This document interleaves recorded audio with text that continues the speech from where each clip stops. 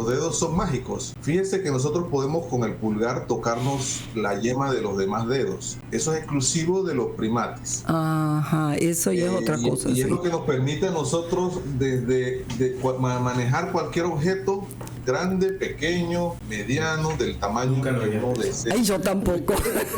Nació como un árbol cuentacuentos en la Feria del Libro para poder llamar la atención de los niños. Así nació el árbol Robot Mario, como el árbol barrigón que es. Él es una maqueta que simboliza el árbol barrigón de Panamá. No sé si lo conocen. Exacto. Y tenemos algunos árboles barrigones todavía por ahí inmensos. Sí, él tiene un gran secreto, ¿no? En esa barriguita, él tiene un gran secreto. Ya está con nosotros la doctora Irene de Delgado con las aventuras literarias de la Academia Panameña de Literatura Infantil y Juvenil. Buen día, doctora, ¿cómo está? Bueno, buenos días, Guillermo.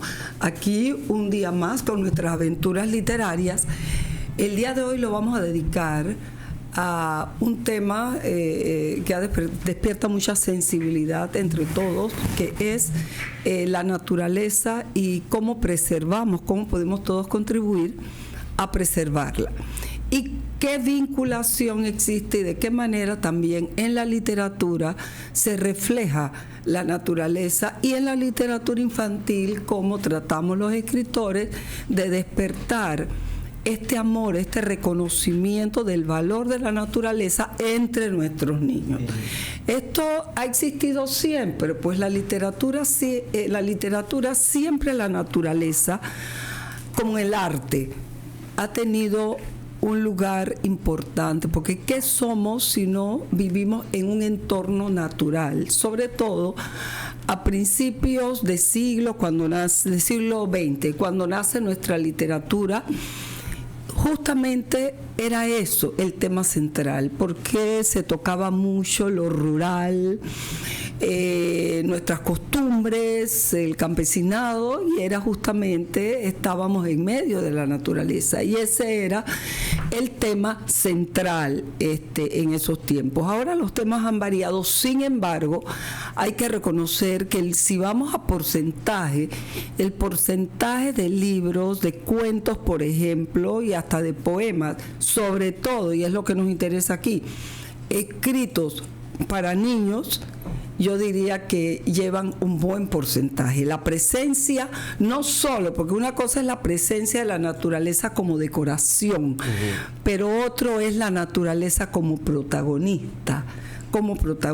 Y aquí en la academia yo puedo, así, a vuelo de pájaro, pensar, y yo diría que el 50% de los temas que se tratan es la naturaleza como tema central, como personaje central.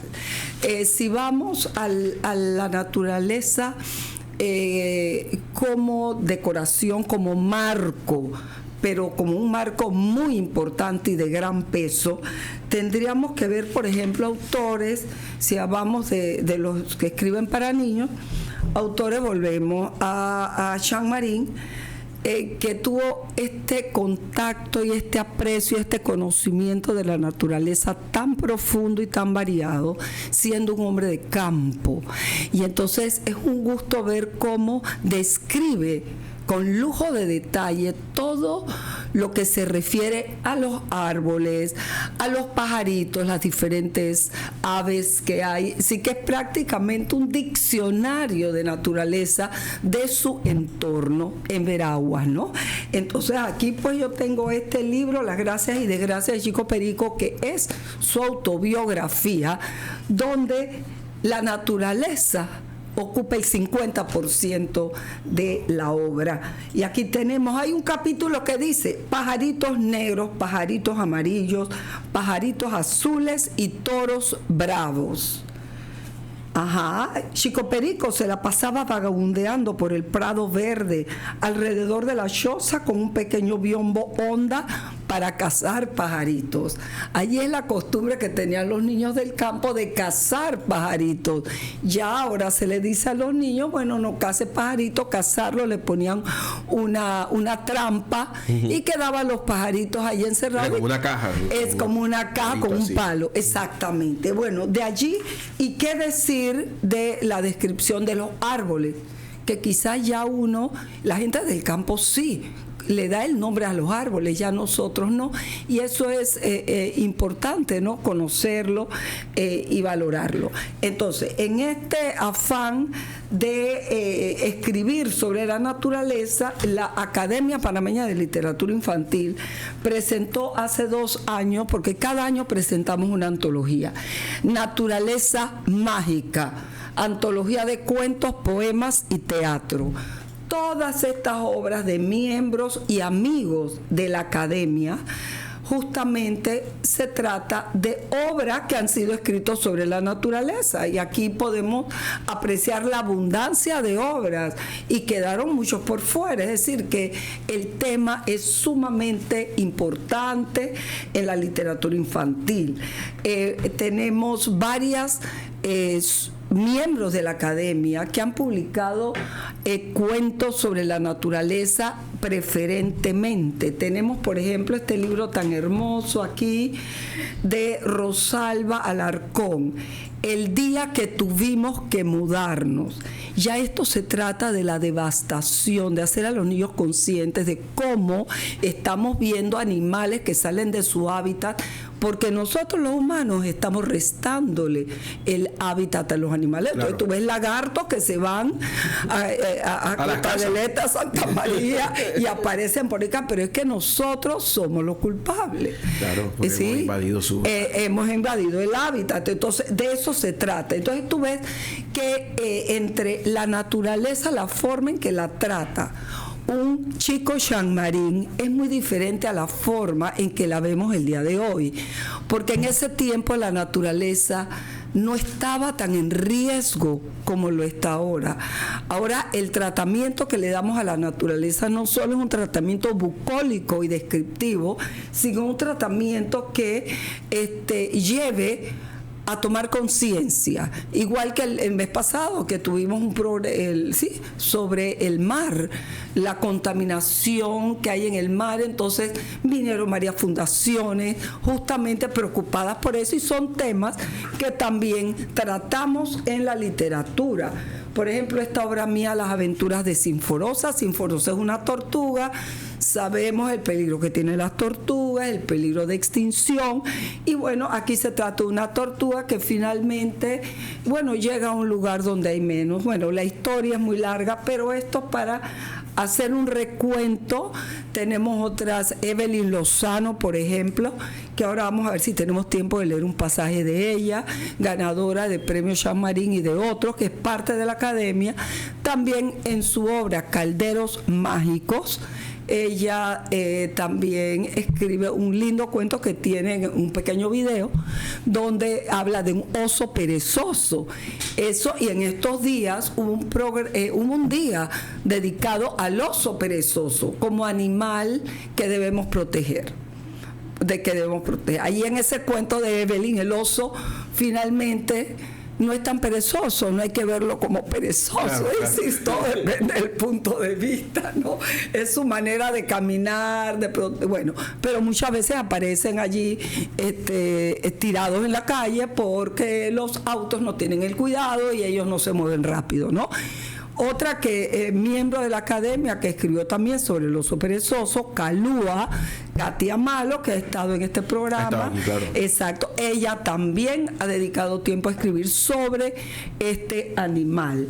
Así es que, y tenemos a Tere Domínguez, que escribe sobre un cuento sobre la ballena, que todos sabemos la importancia que tiene este cetáceo, ¿no? Y que ya hablamos de eso en el mes de los océanos. Pero bueno, para ir acá, hoy vamos a pasar a nuestros interesantes invitados. Veo que tenemos la presencia de Fundación Primates, con el doctor Ariel Rodríguez, que dirige la fundación, y Laura Patiño. Y entonces me gustaría, después de estos invitados, vamos a tener, ves cómo la naturaleza se enfoca de diferentes maneras, ¿no? Porque aquí tenemos, por ejemplo, otra escritora que escribe sobre la naturaleza Herminia Peña, que también es bióloga. Así es que es muy interesante porque aquí entran todas las especialidades, pero cuando se escribe para niños, se escribe de una manera y con un propósito. Pero bueno, el tema definitivamente es interesante. Aquí tenemos al doctor Ariel Rodríguez de la Fundación Primates. Bienvenido, Ariel, a Aventuras Literarias de Radio Ancon. Primero que todo, explíquenos en qué consiste su agrupación, a qué se dedican. Sí. Adelante, Ariel.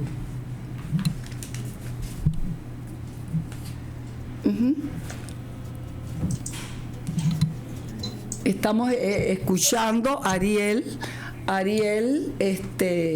que ya debe tener su micrófono abierto para que nos instruya un poco sobre la Fundación Primates. Y cuando nosotros escuchamos primates pensamos en monos, pero no es solamente monos, según entiendo. Bueno, muy buenos días a todos. Gracias por la invitación a este programa tan especial de Radio Ancon. Agradezco la oportunidad, agradecemos como grupo la oportunidad porque nosotros trabajamos bastante bien en equipo desde ya hace varios años, promoviendo el tema de la conciencia ambiental a través del rostro visible de los primates. Bueno, los primates es una orden taxonómica de mamíferos que tienen características obviamente en común, por eso están categorizados dentro de esa orden de los primates, de lo cual es fundamental saber, por ejemplo, que nuestras manos son primates.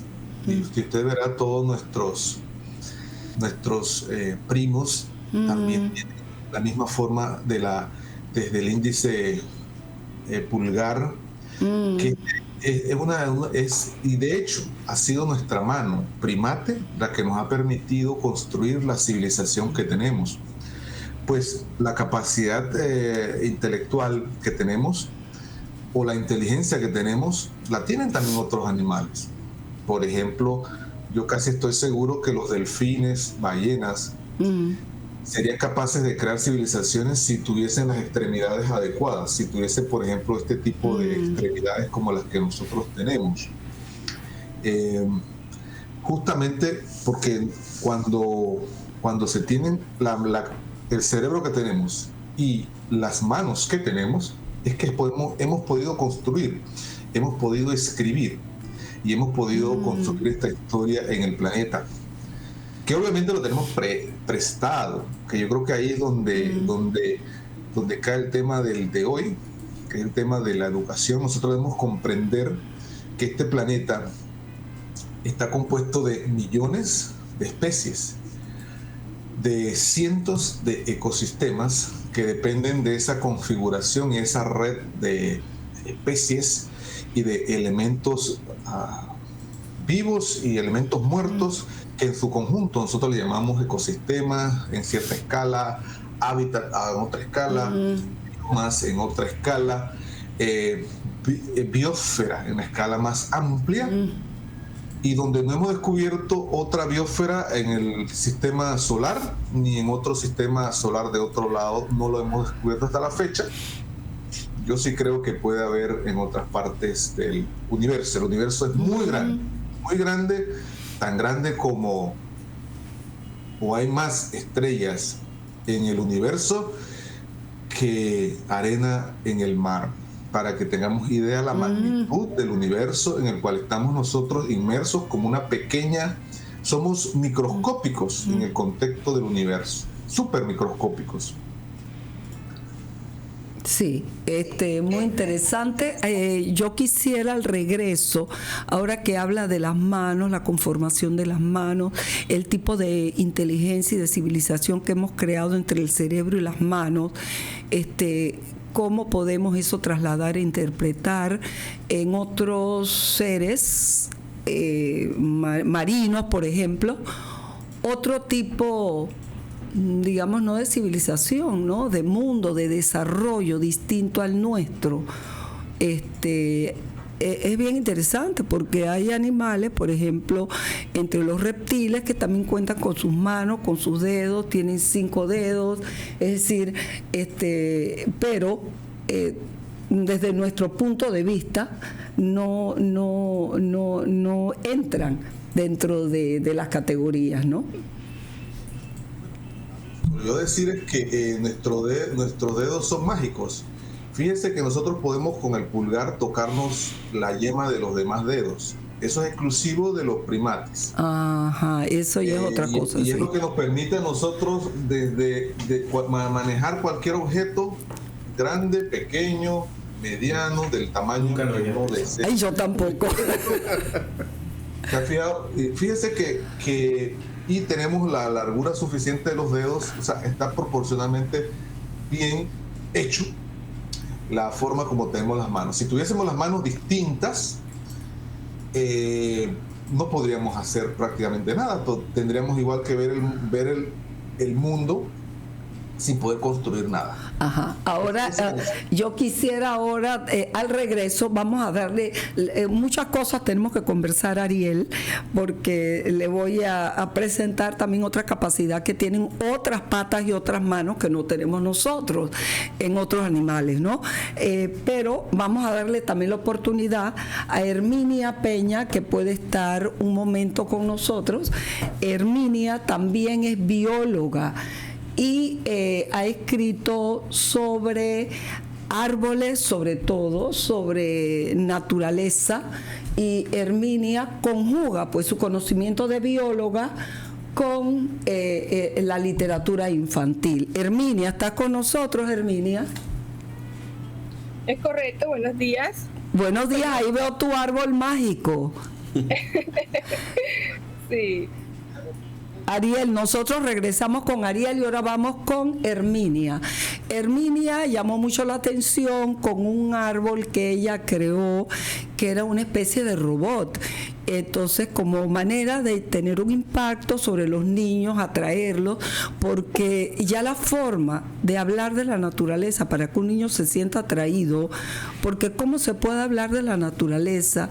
Mira, yo como amante de la plástica, cuando yo voy a pintar naturaleza, a veces yo me desanimo porque digo, ¿qué puede haber más lindo que la naturaleza misma?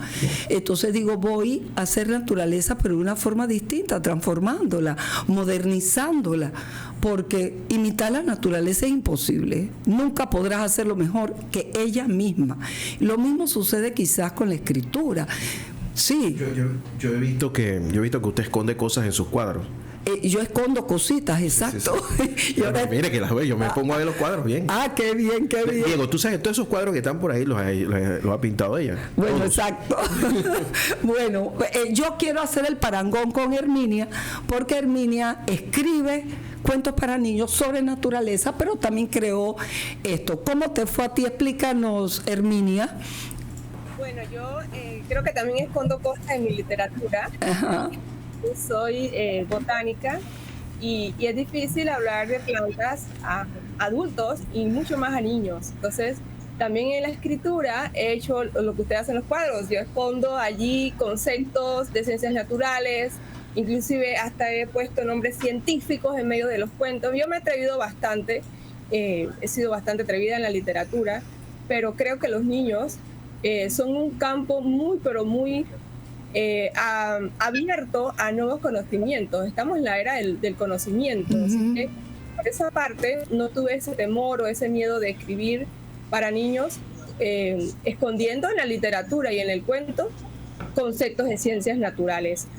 Nosotros sí desarrollamos el árbol robot Marriott. En el día de hoy vamos a inclusive a estar en el congreso que se va a estar dando, y STEC, que se va a estar dando hoy en la ciudad de Panamá, es un congreso internacional de tecnología, ciencia y vamos a estar hablando sobre una investigación que hicimos con este árbol, con los niños con autismo en el IPE.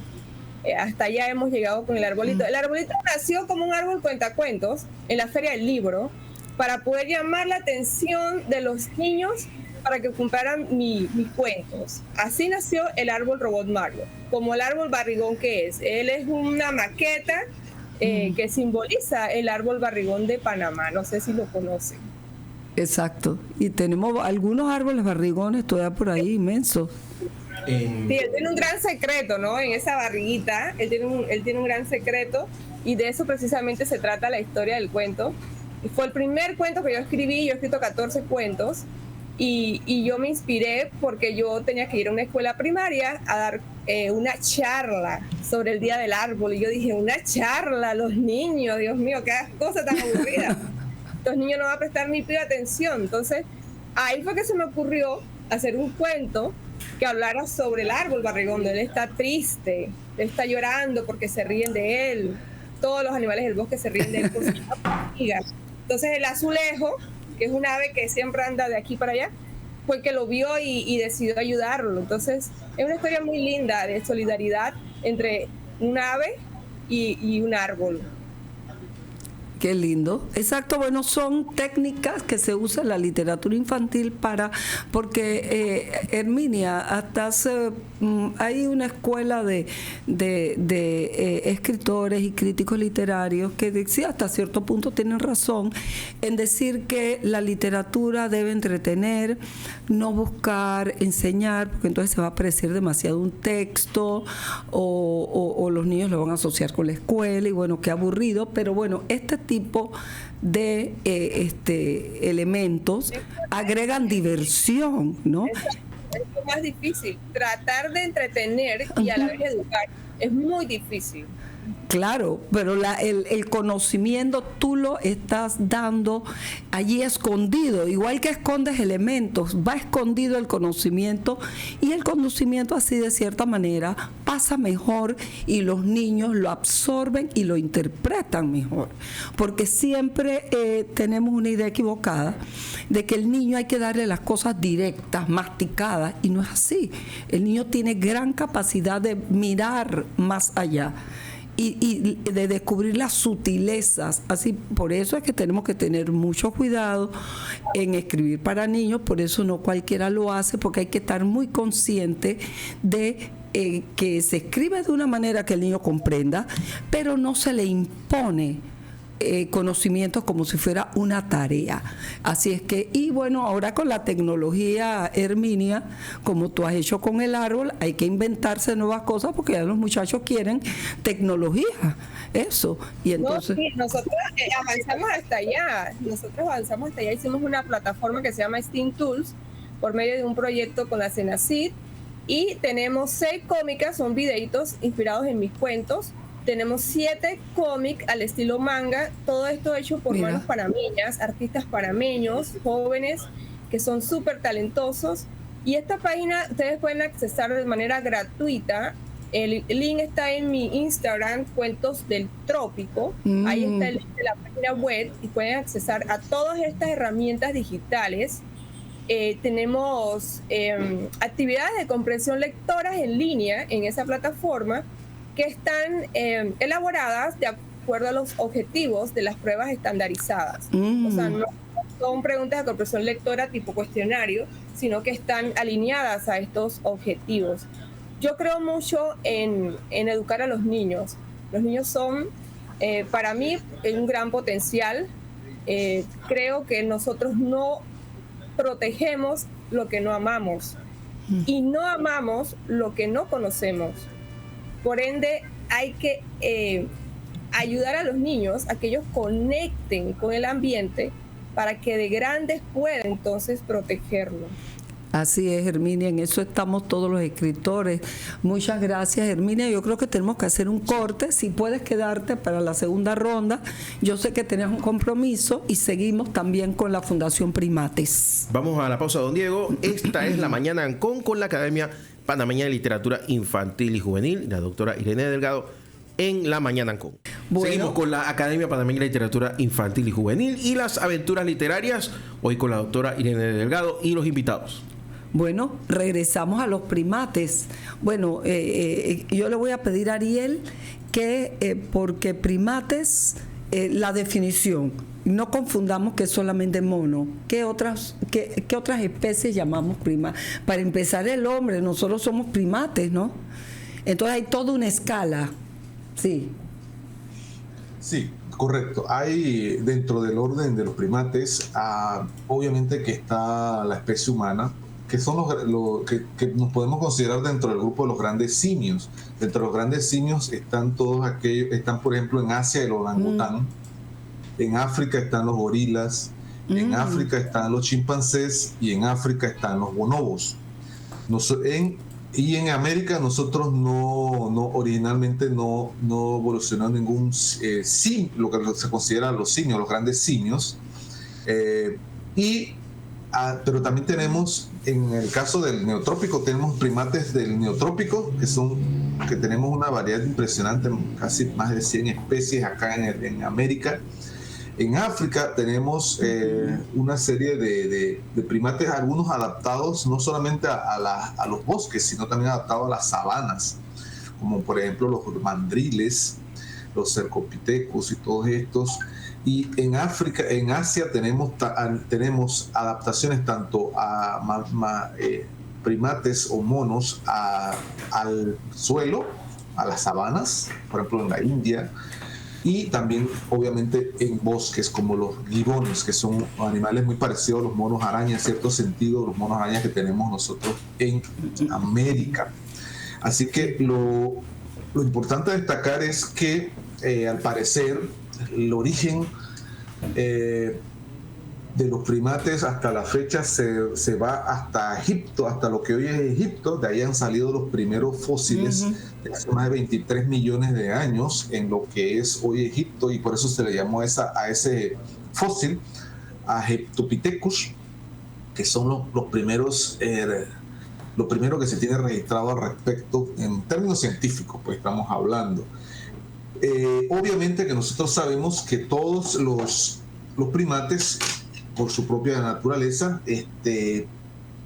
son, y por eso es que trabajamos con ellos, son importantes para la conservación a largo plazo.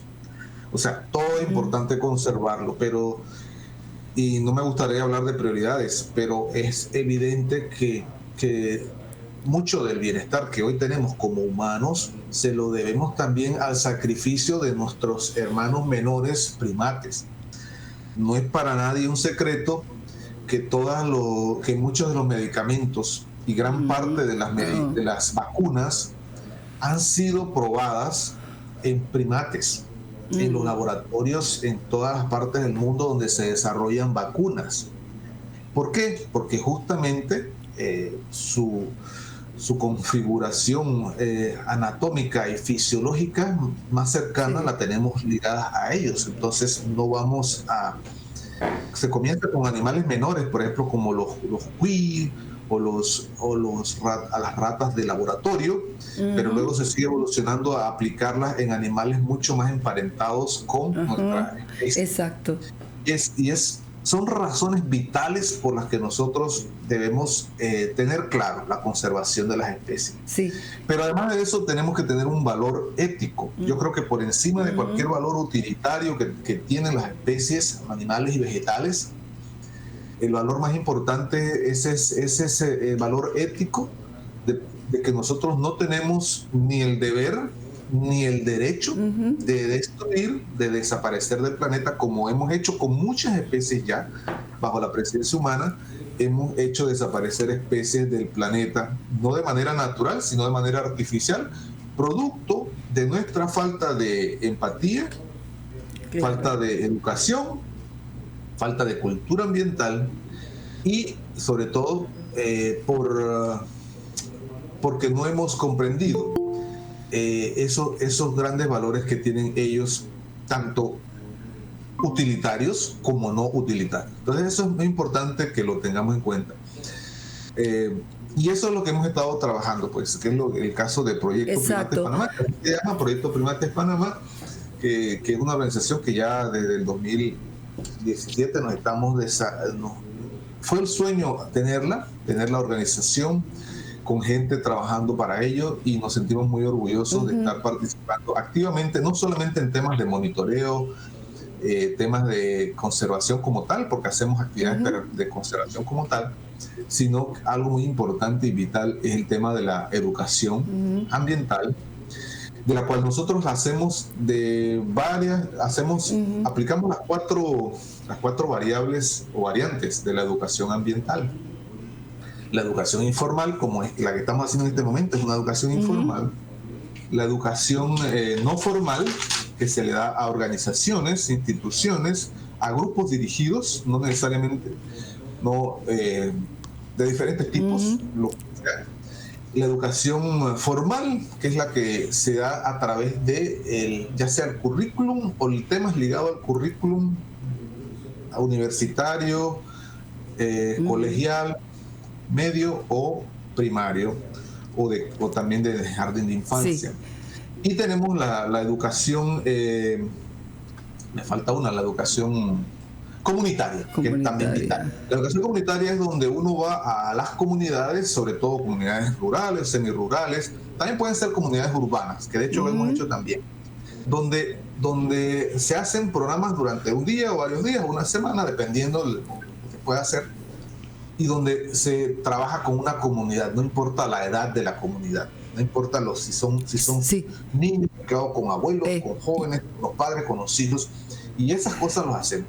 Entonces, y bueno, obviamente que una de las facetas que ligadas al tema de hoy es el tema de la educación informal, donde nosotros también, así como Herminia Peña, colega, inventamos hacer ensayos de escribir de una manera más armónica para nuestra audiencia, la audiencia nacional o internacional que nos pueda leer en redes sociales o incluso a través de la literatura.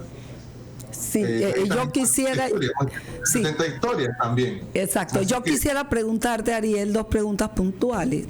¿El oso perezoso es un mono? El oso no, porque hace poco se dio... Tenemos 3 perezosos que no son ni oso ni mono, le digo yo a los estudiantes. Los perezosos se les debería llamar de nombre común perezosos. Ajá. No se les debería decir oso porque hay una confusión, porque no tienen absolutamente nada que ver con los plantígrados, que son el grupo de los verdaderos osos, sino simplemente perezosos. Y en Panamá tenemos 3 especies de perezosos. Tenemos el que se le llama perezoso pigmeo, que está solamente en la isla Escudo de Veraguas, allá en el Caribe, cercano a Bocas del Toro y la comarca Nove, un paraíso en vida, un paraíso completito. Ahí está la isla Escudo de Veraguas con esa especie endémica. Es un perezoso que se volvió enano. Y es único de Panamá. Exclusivo de Panamá. Está el perezoso de tres dedos, porque solamente tiene ese es el más común, ¿no? Manos. Sí. Y ese es el Bradypus variegatus. Y tenemos el de 2 garras, que es normalmente es mucho más lleno de pelos, mucho más agresivo cuando uno lo ve cercano, porque tiende a ser un poco más agresivo, pero normalmente cuando ellos son, para ser agresivo hay que tocarlo. Por ejemplo, me refiero a agresivo, por ejemplo, cuando ellos andan caminando por el suelo, cuando van a pasar una carretera, cuando no hay bosques. Entonces ahí hay que tener cuidado, porque manipularlo te puede causar una herida si no lo haces adecuadamente. Hay que hacerlo, hay que salvarlos, pero hay que ser muy cuidadosos, sobre todo con los llamados de 2 garras, que son los Coloepus hoffmanni, que es la tercera especie. Y dime una cosa, Ariel, y los monos pueden ser domesticados, porque también algunas personas los tienen como mascotas. Eso es muy lamentable, pero hay ocasiones que no queda otra. Por ejemplo, cuando ya lo encuentras herido en algún lado, mire, los monos, como muchos otros animales, sufren lo que se llama la impronta. La impronta es aquella condición de comportamiento que el animal adquiere debido a su corta edad, adquiere la impronta humana, por ejemplo. Y si esa impronta se mantiene durante mucho tiempo, o un par de meses, ellos pierden la habilidad de regresar al bosque a tener sus propios comportamientos, que esos comportamientos son los que los hacen mantenerlos vivos. Si ellos no tienen el comportamiento de alerta, de cuidado, de precaución, de cautela, de fuga, de esconder, de depredadores, entonces ellos en el bosque van a ser presa fácil de depredadores, o también de enfermedades, porque resulta que si usted acostumbra a un mono a estar en el piso o andar en la casa, él va a querer en el bosque andar en lo mismo, y usted sabe que en el bosque, en el piso del bosque, hay enemigos tanto arriba, pero abajo hay todavía más, se duplican, porque pueden atacar los de arriba y también pueden atacar los de abajo. Entonces fíjense cómo cuando uno le cambia el comportamiento a un primate, le está afectando su vida de por vida, sino es que se la roba prácticamente a la manera natural. Y algo muy importante, la mayoría de los monos terminan siendo agredidos, digámoslo de manera así políticamente correcta, por no decir otra palabra, o lastimados, porque resulta que al ser primates, al ser tan inteligentes, a ser tan creativos, a ser tan hiperactivos, y tener las facilidades en este caso de poder treparse, encaramarse, saltar, brincar, se crean ellos sus propios accidentes. ¿Sabes que nosotros en nuestra vida diaria no andamos encaramados en los postes de electricidad? Así que es difícil que nos electrocutemos. Pero ellos terminan electrocutados, también hay cercas peligrosas, por ejemplo, en lugares donde la gente tiene cercas que cortantes, hay perros, hay gatos, hay perros peligrosos, por ejemplo, para un animal que ellos no conocen o le parece extraño, un primate al lado. Claro, eso es una de las consecuencias, Ariel, de lo que hablábamos hace un rato, que se ven lagartos por allí cerca de las casas, porque finalmente uno los ha sacado de su hábitat y se transportan a otro hábitat a lo que ellos no están acostumbrados. Oye, es súper interesante, pero tenemos que darle un espacio a Daylin Hernández y después regresamos, o vamos a tener que hacer otro programa, porque muy buena información nos está dando aquí la Fundación Primates. Daylin, también otra escritora que escribe sobre la naturaleza. Preséntanos tu libro, Daylin, por favor. Justamente sobre Ramona Perezosa. Tú sí no usas el término oso, no es Ramona Perezosa. Cuéntanos de qué se trata Ramona Perezosa. Bueno, yo soy educadora, pero mi mamá era una persona que trabajaba rescatando animales. O sea, ella estaba en una fundación y tuvieron la oportunidad de rescatar muchos animales que estaban en peligro por las manos del hombre.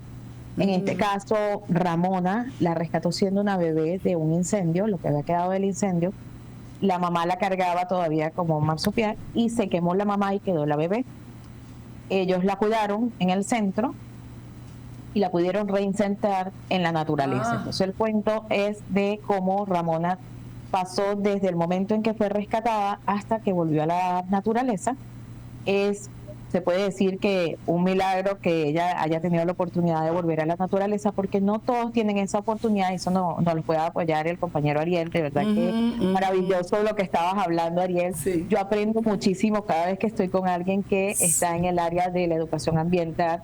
Sí. Yo le decía a mi mamá, es maravilloso ver cómo ellos son mágicos. Los animales son poderosos, la naturaleza nos da muchas enseñanzas, pero creo que lo más que se necesita en este momento es llevar a las personas a reflexionar acerca del cuidado de los animales y a apoyar estos proyectos de rescate, estos proyectos donde lo que queremos es ayudar a que la naturaleza esté donde debe estar. Así es, eso es importantísimo, que esté donde debe estar. Porque nosotros queremos ahora domesticar animales, pero debemos cuidarlos y dejarlos en su hábitat. Es así, Daylin. Exacto. ¿Qué queremos con el cuento de Ramona? Y era el objetivo de mi mamá. Mi mamá quería que fuera a cada centro que hay y pudiéramos leer el cuento para que los niños se empaparan de que estos proyectos necesitan ayuda, pero que el perezoso no es un peluche. El perezoso es un animal que merece estar en su hábitat. Y educando a los niños, educamos a estos futuros ciudadanos que van a apoyar los proyectos naturales, que nos van a ayudar a que sea posible poder lograr que ellos estén en su naturaleza y lograr que los que son rescatados tengan un espacio de bien y unas buenas condiciones. Hay muchos proyectos maravillosos, pero necesitan el apoyo de nosotros, necesitan el apoyo de todos los ciudadanos. Y la literatura nos puede permitir llegar a esto, llegar a que las personas nos apoyen en que se logre el objetivo, en educar cada día más, no solamente al usuario o al niño, sino a aquellas personas que se encuentran con el animal, porque como decía Ariel, muchos lo ven y dicen, ay, me lo voy a llevar para mi casa. Ajá, exacto. Y no es así. Hay personas con un alma muy hermosa, en el caso de todas las personas voluntarias que trabajan en estos proyectos, que están luchando por el bienestar de los animales, que sobreviven muchas veces a la depredación, digamos que al daño que le hace al hombre, queriendo construir cada día una selva de cemento en donde le estamos quitando su espacio. ¿Por qué cada día llegan más lagartos cerca de la casa? Porque nosotros hemos invadido su espacio. Ellos simplemente están reclamando un espacio que era de ellos. Entonces, creo que educando, no solamente en la parte ambiental, sino en que las personas conozcan cómo es el hábitat en realidad de cada uno de estos animales, de que muchos son animales nocturnos, y he visto que hay personas que quieren tener de mascota animales que son nocturnos y cargarlos paseando en el día como un premio. Exacto.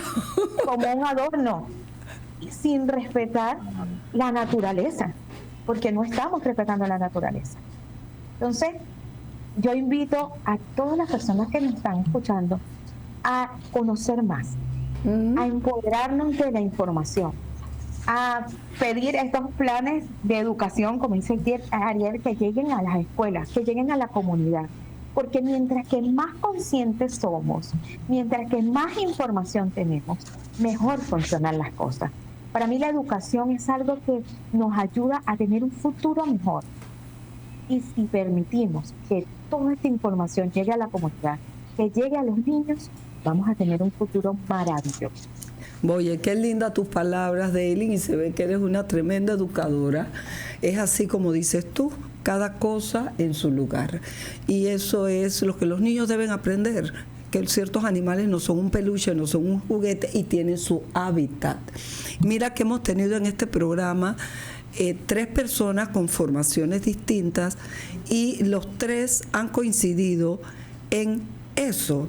Estamos usando la literatura y el conocimiento de la naturaleza para enseñar, para crear conciencia sobre la protección de la naturaleza, que es para empezar el hábitat, que aquí Herminia nos ha presentado su obra de protección de los árboles, porque esa es otra cosa. Los árboles se están cayendo, algunos están enfermos, entonces se dice hay que saber podarlos, algunos no necesariamente hay que tirarlos, se podan y otros sí, bueno, ya están enfermos, pero mira, yo hice un viaje a China y vi árboles centenarios que para no acabar con ellos los cuidan y les ponen hasta muletas, sostenes para que se puedan reclinar y no se caigan por el peso.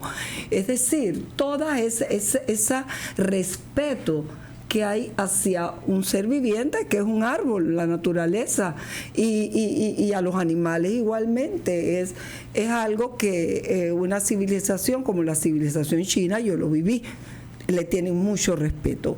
Así es que nosotros, a través de la literatura, es lo que tratamos de hacer, crear ese respeto, que el niño y la literatura tiene muchas armas para que los niños, jugando o entreteniéndose, vayan aprendiendo, vayan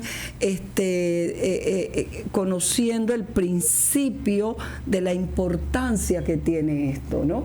Y entonces es lo que hacemos los escritores, que escribimos sobre naturaleza para los niños.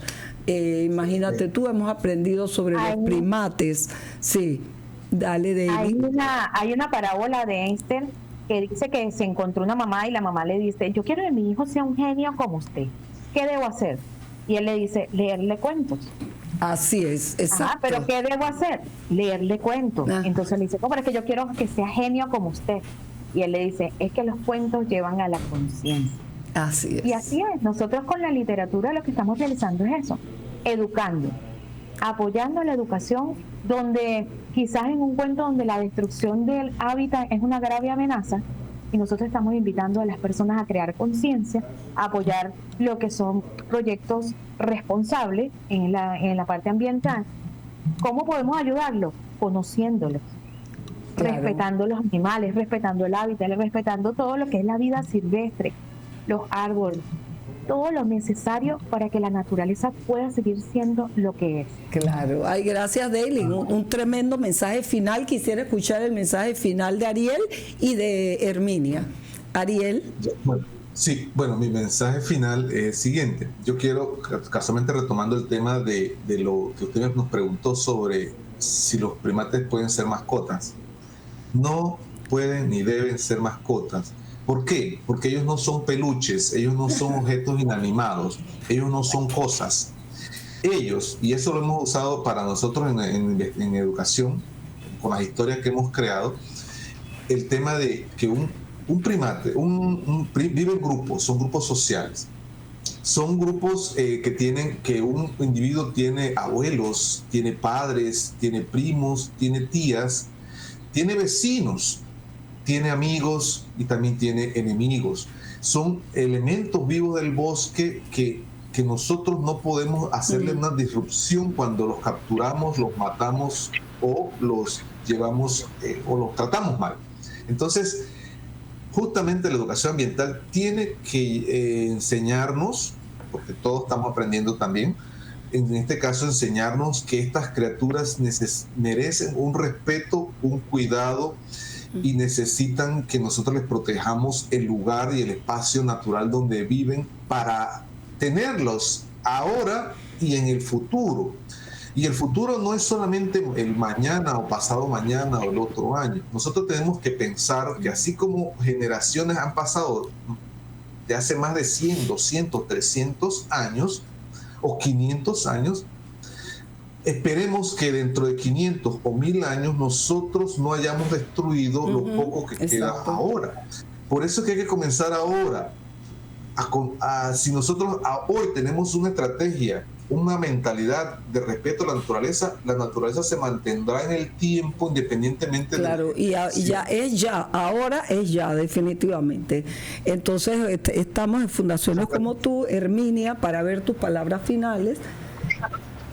Bueno, yo feliz de poder compartir con todos ustedes, oyentes, en el día de hoy. Yo creo que yo tengo un cuento, uno de mis cuentos que está escrito en el segundo tomo. Mi primer tomo se llama Semillas de Amor y Valor, dedicado a árboles y animales terrestres. El segundo se llama Cuentos de Agua Dulce y Salada. Ambos están en el río Smith.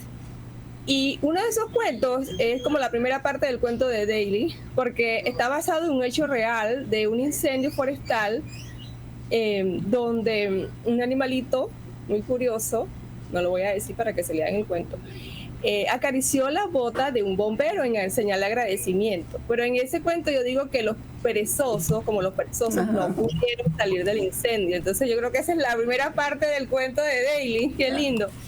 Les invito, como dice mi lema, protegemos lo que amamos y amamos lo que conocemos. Sigamos educando a los niños. Recuerden Instagram, Cuentos del Trópico.